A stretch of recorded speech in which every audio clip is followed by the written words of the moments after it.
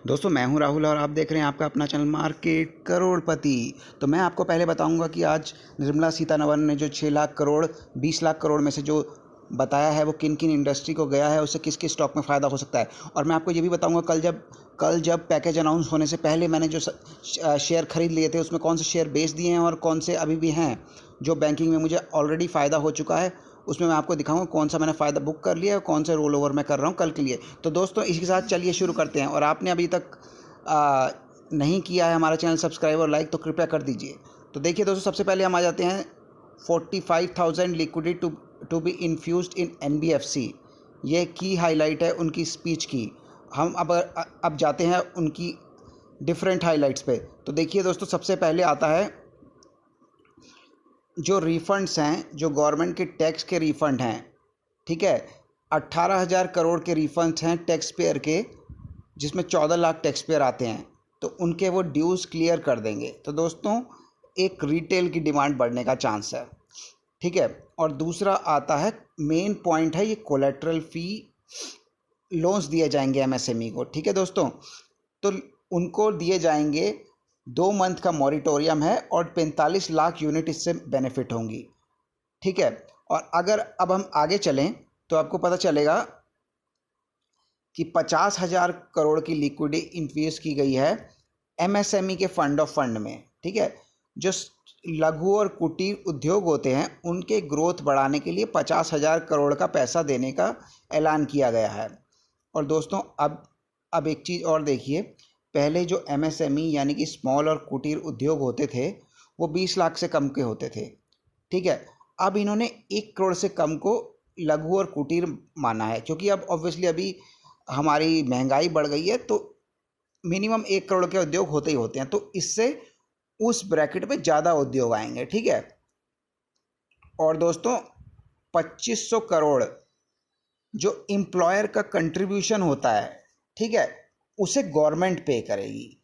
तो जो employer EPF पे करते हैं, ठीक है, जिनके लाइफ से 10 से ज़्यादा एम्प्लॉई हैं वो ईपीएफ भी पे करते हैं, तो कुछ पार्ट गवर्नमेंट पे करेगी, तो एम्प्लॉयर पर उसका बर्डन कम आएगा, ठीक है। और दोस्तों सेम है पीएफ का, पीएफ कंट्रीब्यूशन भी एम्प्लॉयर को कम देना पड़ेगा, ठीक है। अब आ जाते हैं, जो 45,000 करोड़ है ये एनबीएफसी में दिए गए हैं। स्मॉल जो छोटे छोटे लोगों को जो देती हैं उधार, उनके लिए दिए गए हैं, ठीक है। और अब दोस्तों मेन पॉइंट आता है यहाँ। आपने नोट किया होगा दोस्तों, इस महीने का जो आपका बिल आया है बिजली का वो ज़्यादा आया है।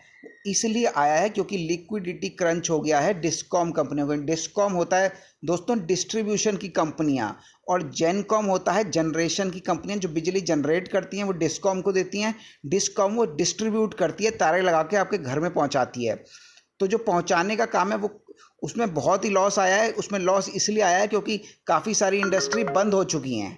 तो इंडस्ट्री अगर बंद हो चुकी हैं तो वो बिजली का यूज़ नहीं कर रही और इनका प्रॉफिट कम होता जा रहा है, ठीक है दोस्तों। अब आ जाते हैं टीडीएस पे।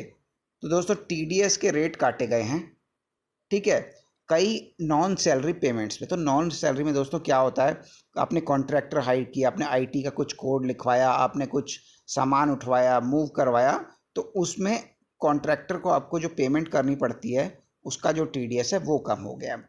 तो दोस्तों सीधी सी बात है कि इस अगर आप पूरे में देखेंगे तो इसमें कुछ ऐसा कुछ खास है नहीं, ठीक है। 6 लाख करोड़ का ये है, ठीक है। 6 लाख में से लगभग 1 लाख तो बिजली की कंपनियों को मिल रहा है, ठीक है। और 3 लाख का है लोन, ठीक है। 3 लाख का लोन मिलेगा एमएसएमई को, छोटे और लघु उद्योग को, ठीक है। उसके बाद ईपीएफ में चेंज किया है, टीडीएस में चेंज किया है, एक्सेट्रा में, ठीक है। और अब दोस्तों मैं दिखाता हूँ, कल रात को मैंने जो शेयर खरीदे थे, जिस दिन पैकेज अनाउंस हुआ था, जिस दिन येस्टरडे को, तो कल तारीख थी दोस्तों 12 मई। तो 12 मई को मार्केट बंद होने से मैंने जो खरीदे थे आज सुबह मैंने वो बेच दिए हैं, क्योंकि मुझे लग रहा था जब 3 बजे आज मार्केट बंद होगी तो 4 बजे जो ये फाइनेंस मिनिस्टर जो बोलेंगी उसमें कुछ खास निकलने वाला नहीं है। दोस्तों वैसा ही हुआ। पैकेज जो बेसिकली है ये सारा पैकेज मोस्टली लोन है। ठीक है दोस्तों, तो अभी पॉइंट ये है कि अगर आपका धंधा मंदा है तो आप लोन क्यों लेंगे? ठीक है, तो आप लोन नहीं लेंगे। ठीक है, और अगर आपने पहले से लोन लिया हुआ है, लेट्स से लोन बिफोर, ठीक है, आपने अगर पहले से ही लोन लिया हुआ है तो आप क्या करेंगे? आप पहले का जो लोन है, ठीक है, पहले का जो लोन है जो आपके पास नया लोन आएगा उससे आप पहले का लोन चुका देंगे, क्योंकि पहले का लोन आपका होगा लेट से 8% पे। ठीक है, अभी आपको मिल रहा है 0% पे, तो आप इससे ये लोन चुका देंगे।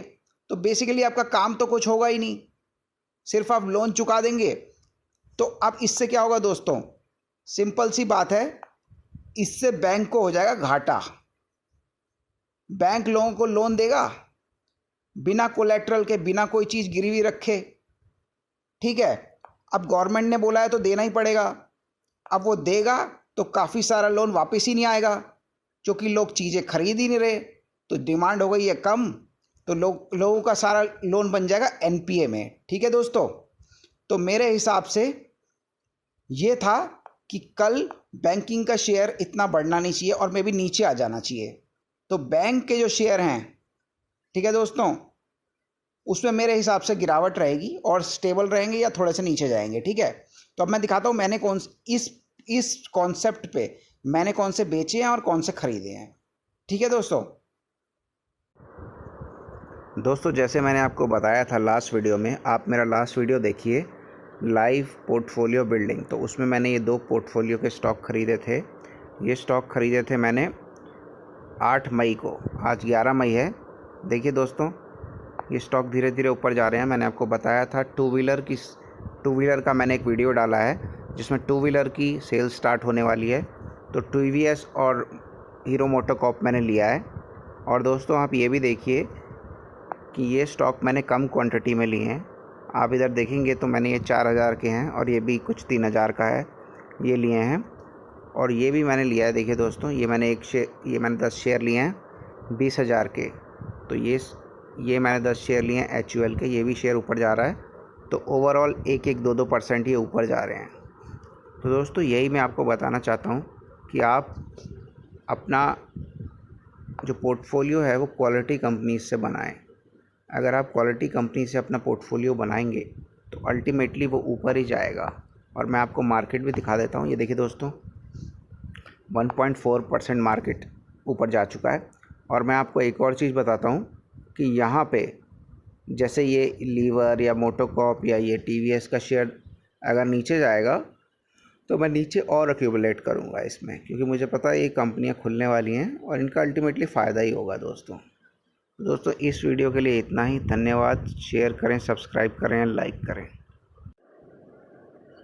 दोस्तों आप ये देख सकते हैं, मैंने जो कल शेयर खरीदे थे पैकेज आने से पहले, उन सब पे मैंने मुनाफा वसूल कर लिया है। ये बजाज फाइनेंस भी मैंने बेच दिया, फेडरल बैंक भी मैंने बेच दिया, HCL मेरे पास है। ठीक है, HDFC भी मैंने बेच दिया। इस पर मुझे 4.4% का मुनाफा हुआ है, इसमें 4.1% का, इसमें 2.9% का। और अगर आप नीचे जाएंगे तो ये देखिए दोस्तों, यहाँ हीरो मोटोकॉर्प का मेरे पास शेयर था, वो भी बढ़ा था आज, तो इसमें 3.7% का मुनाफा, ये भी बेच दिया है। और इसमें मुझे 5.25 का हुआ, ये भी बेच दिया। इसमें 0.54 का हुआ है, ये भी बेच दिया। ये शेयर मैंने रखा हुआ है दोस्तों इन्फी का, और ये शेयर मैंने रखा हुआ है SBI का, क्योंकि मुझे लग रहा है जो भी होगा SBI के थ्रू ही होगा। और मैंने ये भी ये वाला शेयर रखा हुआ है बेसिकली TVS मोटर का। तो मोस्ट ऑफ द शेयर मैंने बेच दिए हैं।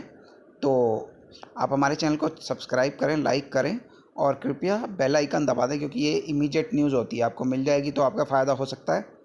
तो दोस्तों इसी के साथ समाप्त करते हैं।